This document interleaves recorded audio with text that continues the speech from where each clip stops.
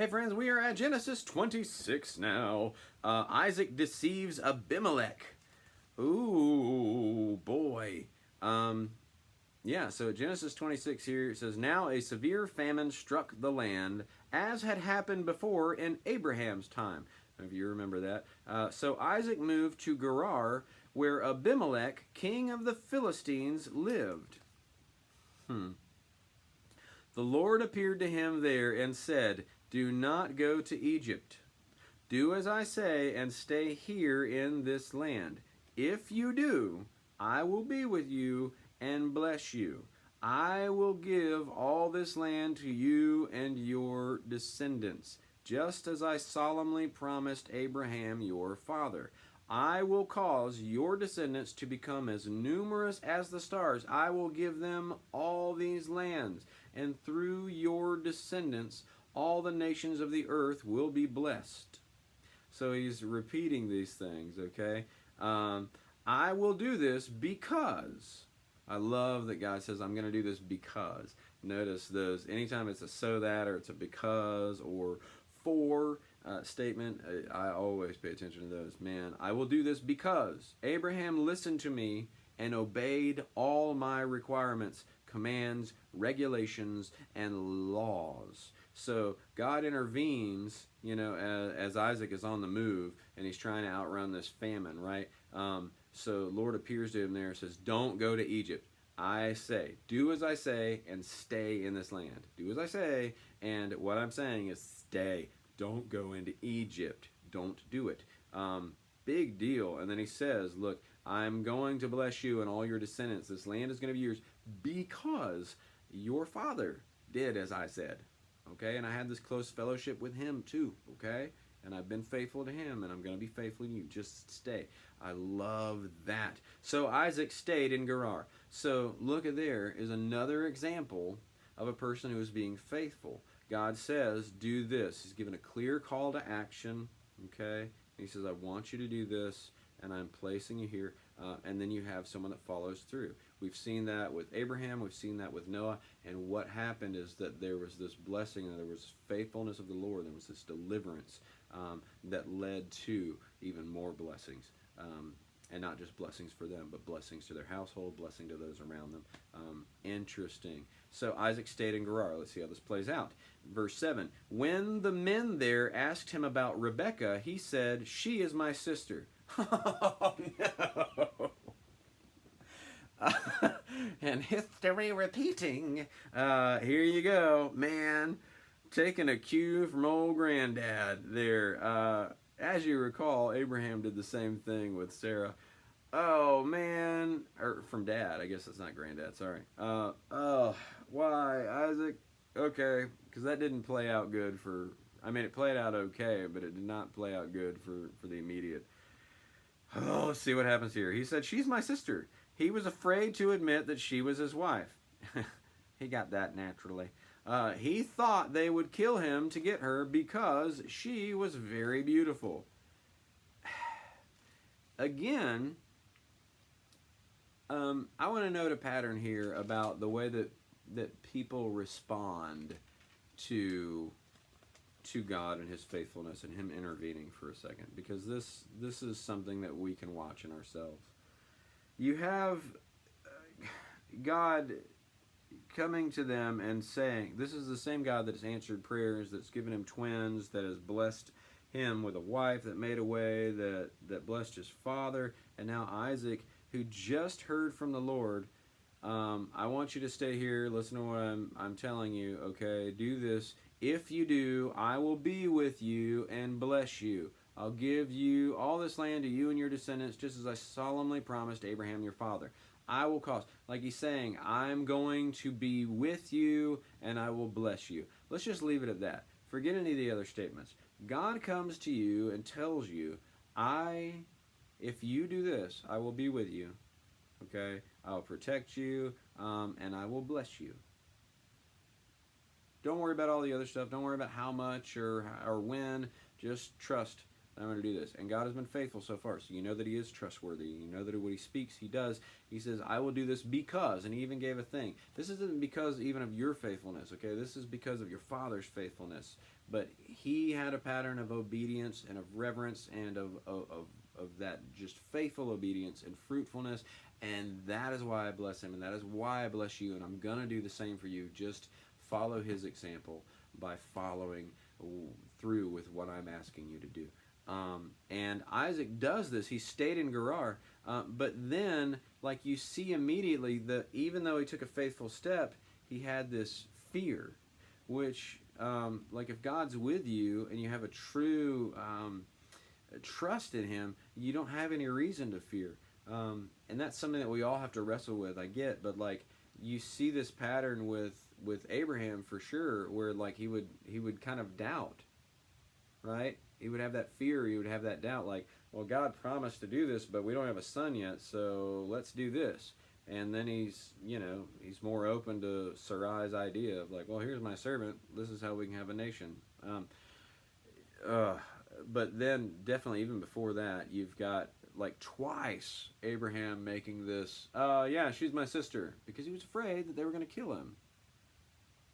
It's like, who can kill you? God is with you. God is for you. God's almighty. You've worshipped him, and you've seen him faithful time and time again. If you just trust him and do. And you have him, following in a very specific way. Isaac stayed in Gerar, but then once he sees the men there, he sees these other people, they ask about Rebekah, whom he loves, whom he thinks is beautiful, whom he has considered a blessing. She is my sister. He was afraid to admit she was his wife. He thought they would kill him to get her because she was very beautiful. And I think that it's interesting to note, these are things that are seen that caused this doubt or this fear for him to react out of that. And instead of trusting God or instead of immediately praying to God, what he does is he just falls into that same pattern that his father had with Sarah. She's my sister. It doesn't say that story was ever passed down, but I imagine, some family game night, they were like, let me tell you about something your father did one. No, don't tell her that. Oh, well, okay, yeah, I called her my sister because I was afraid they were going to kill me. But I learned my lesson, son, and I trusted God. You didn't learn your lesson the second time that happened. No, don't tell him about, well, okay, one more time I made a mistake, and I hope you guys never do it.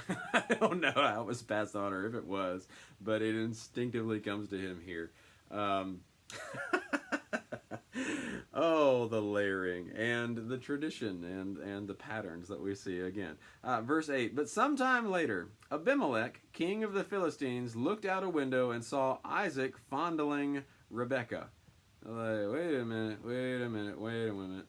All right, Abimelech called for Isaac and exclaimed, she is obviously your wife. Why did you say that she was your sister? Because I was afraid someone would kill me to get her from me, Isaac replied. Verse 10, how could you treat us this way? Abimelech exclaimed. Someone might have taken your wife and slept with her, and you would have made us guilty of great sin. And then, again, you see this. I love that, like, the kings, like, both times, or the people who are ruling at both times, like call it out and say, look what you're bringing on us. This isn't something that just affects you, you idiot. You lied to protect yourself, but like our lives are at stake. Our goodness and our righteousness is at stake. Curses come when we sin. Man, you would have made us guilty of a great sin. Verse 11, then Abimelech made a public proclamation. Anyone who harms this man or his wife, not sister, will die. It doesn't say not sister, I added that. Anyone who harms this man or his wife will die. So it makes this public proclamation. So you could argue that because Isaac took that route, it wound up in this public proclamation happening. Or you could just say, well, yeah, but God maybe is trustworthy and faithful and would have protected him anyway. But, there's no reason to go in either of the routes. Either way, God was with him and God has protected him and made this way. But it wound up in this, here, look, it's publicly proclaimed. Nobody should harm you two. and your husband and wife. Clearly, you guys suck at lying. Uh, but glad you're still attracted to each other all these years later. Conflict over water rights. This is where we get to a new section here. Interesting as we see this kind of play out. Ooh, man, this is interesting. Verse 12. That year, Isaac's crops were tremendous. So Isaac is blessed by the Lord. Okay, he harvested 100 times more grain than he planted, for the Lord blessed him. So again, you see, God's definitely blessing him, and it spells that out. He became a rich man, and his wealth only continued to grow. So he's got favor. He's being blessed richly by the Lord. He acquired large flocks of sheep and goats, great herds of cattle, and many servants. Soon the Philistines became jealous of him. So there's obviously this tension. We've seen this tension before when Abraham was there, in the success that he was having, and kind of like, I dug this well, but they've claimed this well. Let me have this well. So that's interesting as they try to make peace there. But the Philistines became jealous of him, and they filled up all of Isaac's wells with earth. These were the wells that had been dug by the servants of his father Abraham. Okay, so like he's rightfully got these, and he's getting these things. Yeah, and Abimelech asked Isaac to leave the country. Go somewhere else, he said, for you have become too rich and powerful for us. Man, Abimelech's dealings with all of this has just been really interesting. But I love that he's just like, just leave. You're just too rich for us. Like, it's causing too many problems. The favor that you and your family have from God, that's always been a problem for us here. Please just go. So let's see what happens. 17. So Isaac moved to the Gerar Valley and lived there instead. He reopened the wells that his father had dug, which the Philistines had filled in after Abraham's death. Isaac renamed them, using the names Abraham had given them. His shepherds also dug in the Gerar Valley and found a gushing spring. This is a big deal. And man, the blessings here happening with this. But then the local shepherds came and claimed the spring. This is our water.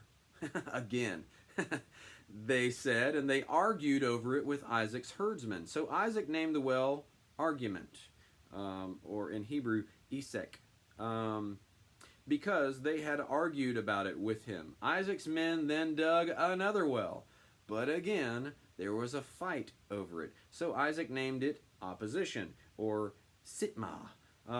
Abandoning that one, he dug another well, and the local people finally left him alone. So it gets to the third well that he has dug. And there's been a pattern of these discrepancies, and especially of like God blessing him with fruit or with water or with sheep or with people or with success in some way, and then there's this tension, these local people or these neighboring people that come that are not a part of that tribe, the outsiders, if you will, but the people of that land, of this foreign land, okay, they have issues with this, and they cause these issues. But each time, you've got this pattern of like, all right, fine. Well, I'm just going to go here and do this. The Lord's with me. He's going to bless me either way. You got it. It's not worth arguing over. Okay, opposition, argument. But then he finally digs this third well. The local people finally left him alone, so Isaac called it Room Enough, or Rehoboth. Rehoboth. Oh, interesting. Room enough. For he said, at last the Lord has made room for us, and we will be able to thrive. So, still gives credit to the Lord, still thankful in that, and now we're going to be able to thrive. Love that. From there, Isaac moved to Beersheba, where the Lord appeared to him on the night of his arrival. Beersheba, this God sees, I'm not going to immediately come to where that was, I'm sure. But you see Beersheba before going back a couple of chapters to Hagar and Ishmael and her kind of having those doubts, but then being but I love that you have this at Genesis 21. You've got Beersheba popping up not only in the story of Hagar, but you've got it popping up here at verse 30 in Genesis 21. Abraham replied, "They are my gift to you. It's a public confirmation that I dug this well." So ever since, that place has been known as Beersheba, because he gave to, and he sowed peace with Abimelech at that point. Ever since, the place has been known as Beersheba, well of the oath. Okay, because that was where they had sworn an oath. After making their covenant, Abraham left with Phicol, the commander of his army. They returned home to the land of the Philistines. And Abraham planted a tamarisk tree at Beersheba, and he worshipped the Lord, the eternal God of that place. And I think that that's so good, because that's where Abimelech and Abraham had made this treaty too. And like you've got this suddenly this very significant place that has popped up, not only in the Lord seeing and hearing, and just kind of the proximity of that with Hagar and Ishmael, but also where this treaty winds up happening. I hope I'm not misremembering that about Hagar and Ishmael, but that's okay. So anyway, that's really crazy. Isaac moved to Beersheba, where the Lord appeared to him on the night of his arrival. "I am the God of your father Abraham," he said. "Do not be afraid, for I am with you and will bless you. I will give you many descendants, and they will become a great nation. I will do this because of my promise to Abraham, my servant." Then Isaac built an altar there and worshipped the Lord.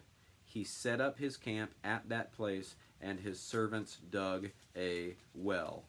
So you see again this place of the well of the oath, and where a tamarisk tree is planted, and where Abraham had this amazing moment. Abraham, Isaac's father, had this amazing encounter with God and with worship, and with this well of the oath and this treaty making way for what would be future generations. And now you see a future generation, the immediate next generation, dealing in an interesting way to be brought here, after saying, well, good, finally we've got this place, room enough, God's made room for us, we're going to be able to thrive. And then from there he moves to Beersheba, where the Lord immediately appears to him, and you have this covenant reaffirmed. So good.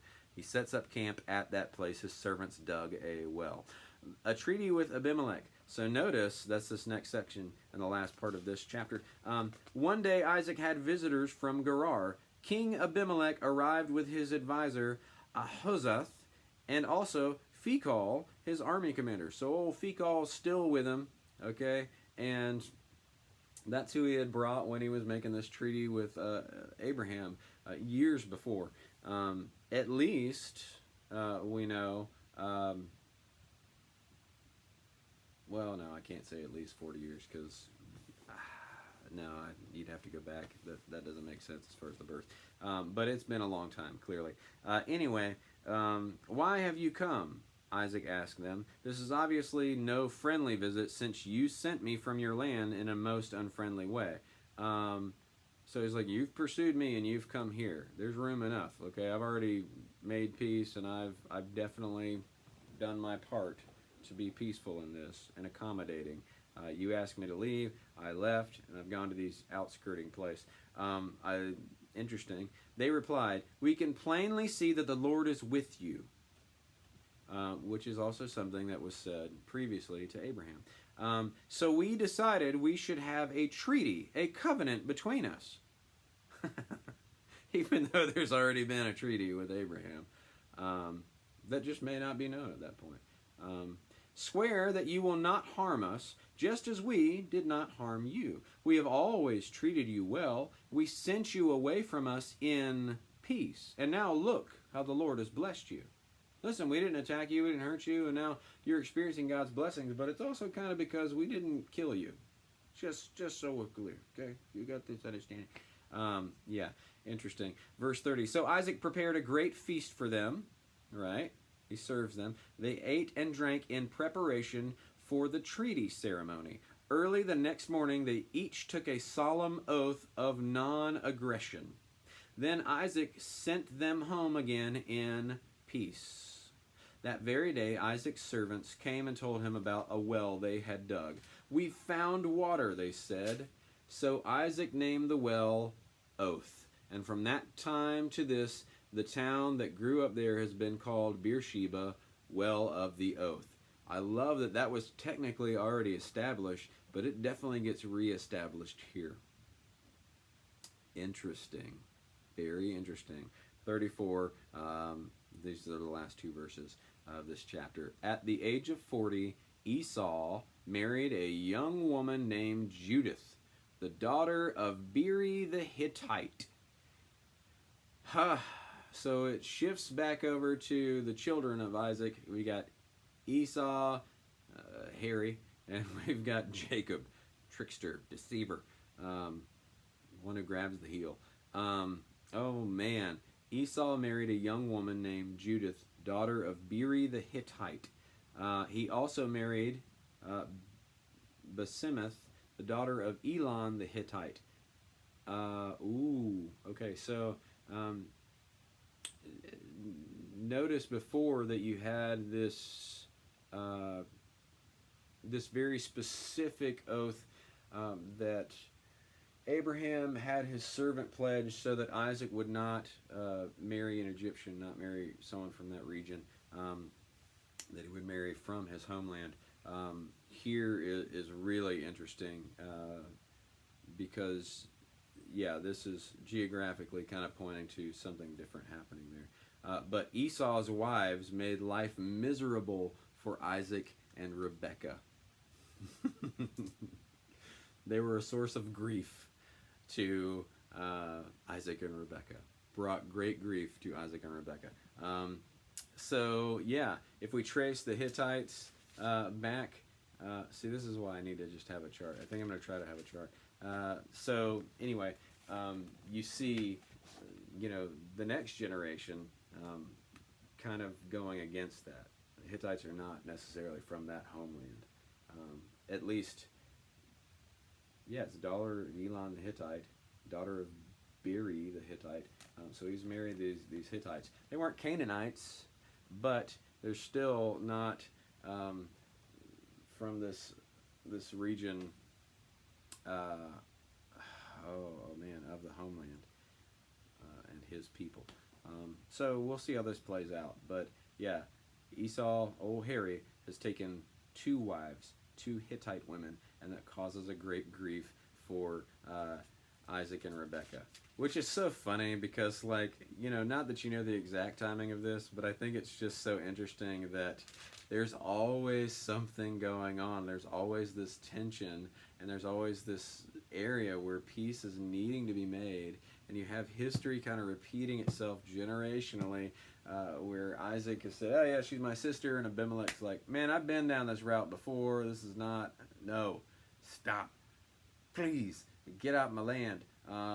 And then coming back later, you know what? We've seen the Lord obviously bless you, and we deal peaceably with each other. Yeah, we sent you away, but we sent you away in peace. Okay, let's make a treaty. I've already made a treaty with your dad, but we don't have to talk about that. This is already called the Well of the Oath, but now it's going to be called the Well of the Oath, Beersheba, forever, right? Because look at the favor you're finding here. It's good. Can we live peaceably and sign another treaty? Because your dad's dead, so maybe that treaty's just dead in our eyes. I don't know why I didn't bring it up, but I think it's funny that just as a man, Isaac is dealing with not only that and just the politics of that region and Abimelech and trying to get along peaceably and just make a living and to thrive because God has made room enough. He's also still got there's these children are coming of age now, and Esau's taken on two Hittite women that are now causing grief. So it's like, oh man, it was a rough day. And then he gets home and you've got Rebekah like, oh, was it a rough day? Let me tell you what's going on with old Judith today. I'm reading a lot into these things, but I don't know. That just, it really interests me to think about the real people and the real situations and the things that they're dealing with, because you have this overarching thing that's outside of the household, that's external to deal with. You've got these fears of things that are seen, and yet the promise of God, and Him speaking to you and saying, no, don't be afraid, I'm with you, I'm going to bless you, and Him needing to trust that. And then at the same time, you've still got Him experiencing these tensions and these real world situations and these property issues, and managing a household, and managing a household with his family and his wife and his sons that don't necessarily get along. And just interesting to me that you have all those layers, because that's the kind of stuff that we deal with. We have faith, and we have, like, the Word of God. Even if you're like, okay, I'm only dealing with the faith that I've got so far in God and His character, for like, cool, if God's with me and God's able, and He's spoken these things, yeah, I believe that, I trust that, that's good, but I'm not sure if this is going to work out with my job. I'm not sure this is going to work out with this relationship. I have, tension with my family, and tension with this and these other relationships. Like, it's almost like we're so quick to kind of pattern things and try to plug them in and say, this fits here, this is my work life, this is my home life, this is my finances, this is my faith. Like, you know what I mean? Like, there's just these different compartments we try to put them in, and like, God's like, no, I'm in all of that, and your faith needs to be lived out in all of that. Your obedience needs to be, your trust in me needs to exist in all of that. If I say I'm going to bless you, it's all of the compartments, okay? Don't put me in a box. Don't put your life into these other little boxes. I'm in all of it, and your faith is in all of it. Would you just trust me and not be afraid? I don't know. That just speaks to me at this moment. So, yeah, looking forward to seeing what happens next at chapter 27, because the heading of this one is Jacob steals Esau's blessing. Man, Harry's having a rough go right now. Family and he are not getting along in certain areas. All right, see you there. Bye-bye.